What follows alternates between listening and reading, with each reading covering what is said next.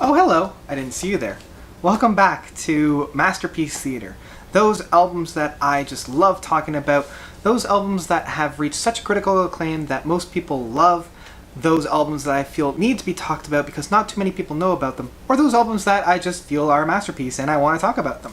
And this particular album is one of my favorites from this current decade, and one that I feel more people should know about. So let's dive right in.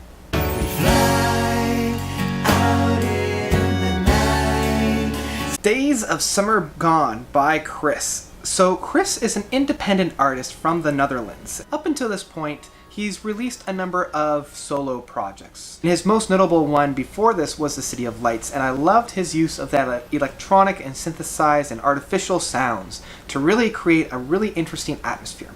And what he did with Days of Summer's Gone was he did a 180 here. He left behind all synthesized and artificial noise. All that really, in terms of synthesized noise, we have is a mellotron.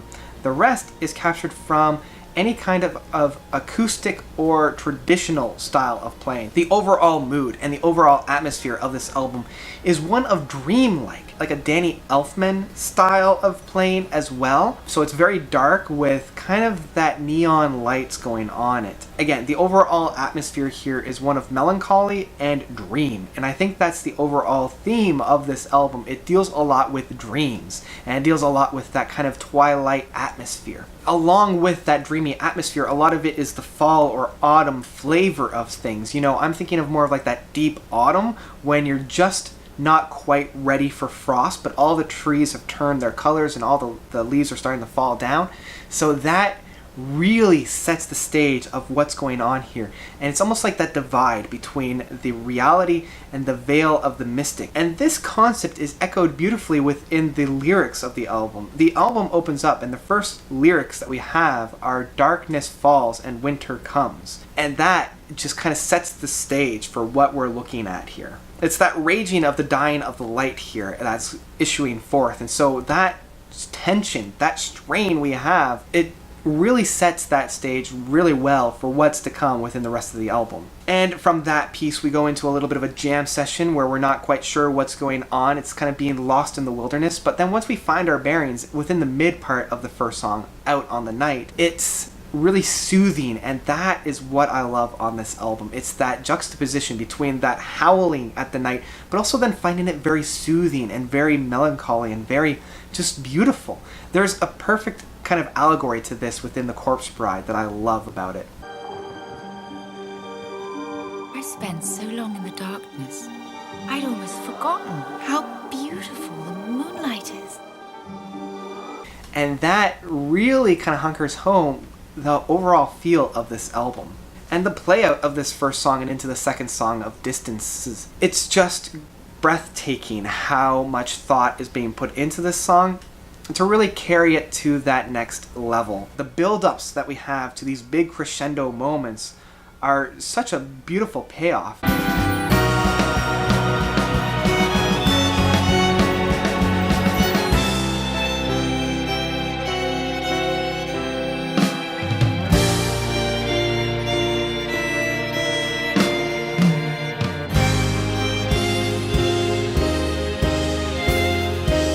The second song of Distances is one of my favorites, and I mean there's only 6 songs on this album, so to say one song is better than the other is really, really hard, because that's one of the great things about this album. Each song is just so stellar and so meticulously thought over that each one is a standout track on its own. From the concept of distances, right? Not only locationally, but those distances that we place between people, and those distances that we need, those distances that we create by ourselves.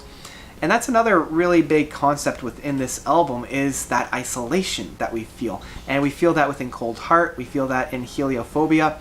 But within Distances, it's that first introduction of this concept. We didn't really have it out on the Night, but here it's really starting to take flourishing, and it's really, that concept's really starting to make itself apparent. That play out on this song is so melancholy, but never does it get over the top.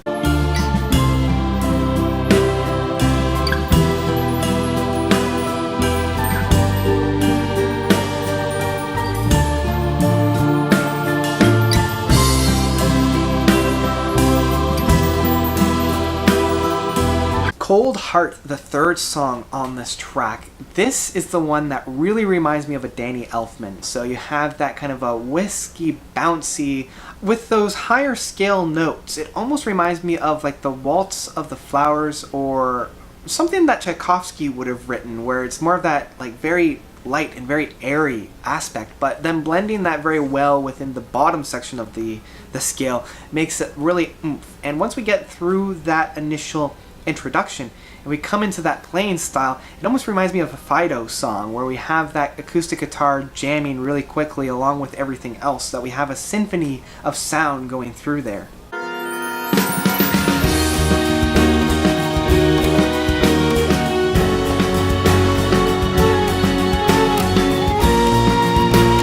And the waltz that we have once we get through that first section, it's almost like a macabre waltz, you know, it's almost like a waltz of the dead. And that's where, I guess, within the supernatural or the mystic side of this album, it has more of that supernatural aspect, that kind of macabre feel, you know, where you're straddling that line of life and death, and where that, you know, the dance of the souls kind of comes in. And that's really what Cold Heart feels for mine. You know, and it even kind of blends very well with the title, you know, Cold Heart. Does that necessarily mean that the emotions are dead, or is that person himself dead? So it gives you a lot to think about within this song. And let's talk about Chris's singing for a minute here. His singing is beautiful. When the song calls for more of a subtle moment, it's almost like a whispery aspect, and it's like that, you know, the souls of the dead coming out. But then you have more of that very aggressive and raging style of vocals, and that's where you're kind of retaliating against, no, we don't want to die, we don't want this right yet. So those two play a really major spot on this album and this song as well.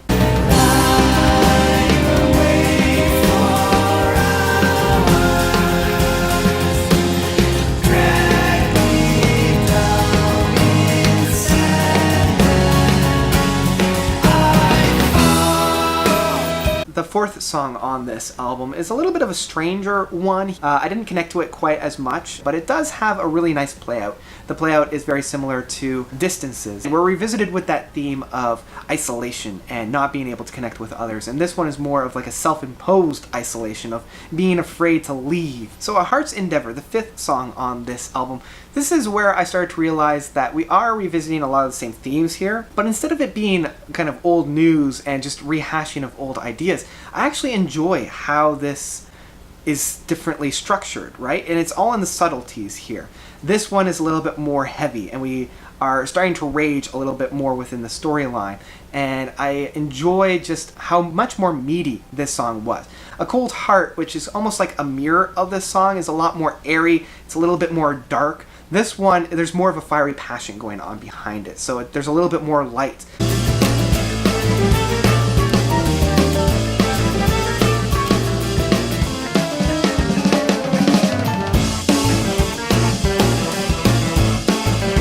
Days of Summer Gone, the title track, this is where Chris really takes all of the parts that he's kind of laid down in all the other tracks and synthesizes it here in this last song.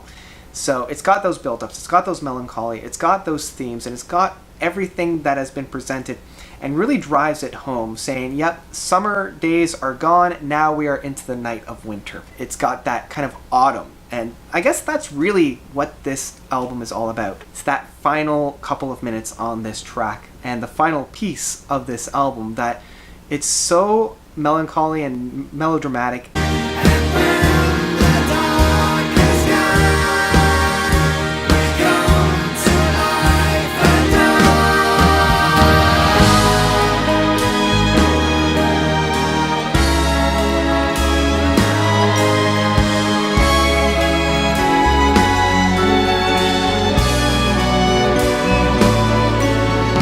So overall, this album is beautiful in all stretches of the word. In fact, I believe it was Steven Wilson that once said he writes more melancholy and sad, or at least depressing music, because he finds very uplifting and happy music dreadfully depressing. So when we're listening to music that is melancholy and depressing, we actually identify it and we feel uplifted because of that. But I've never really found Steven Wilson's music overly that depressing. nor do I feel it overly that uplifting. I do connect with it, but never to the point where I feel uplifted about it. Here, though, this is where I connect. I connect fully with every beat and every note on this album. Not only do I connect with it whenever I feel depressed, but that is the emotion that I feel. It's very intense and it's very powerful. Chris is able to really showcase what it feels like to have that, to really emote that depressive and melancholy emotion. And so it's for that reason that I connect to such a level, and I appreciate the artistic merit of this album, and I gush over every nuanced note on this album that I have to say it is an absolute masterpiece. So if you haven't already, you have to check out this album. So what did you guys think of Chris's Days of Summer Gone? Did you love it? Did you hate it? Let me know by commenting below. Also, let me know what your favorite album to listen to is when you're in a depressed mood. I've been listening to this a lot, mainly because a couple weeks ago I was in a pretty dark place, so I listened to this album and it helped me get out of that. So I had to talk about it just to help also celebrate this album. And also, please check out Chris's Patreon page, as well as check out his inventions. I'm very excited to find out just what kind of new music he's going to bring, and I love his entire discography with the Black Codex, so I'm very excited. Check it out. I implore you to at least give it a check out. And that's about it. So thank you guys so much for watching. This was a really great treat to record. You guys are definitely the best. And until next time, notes out.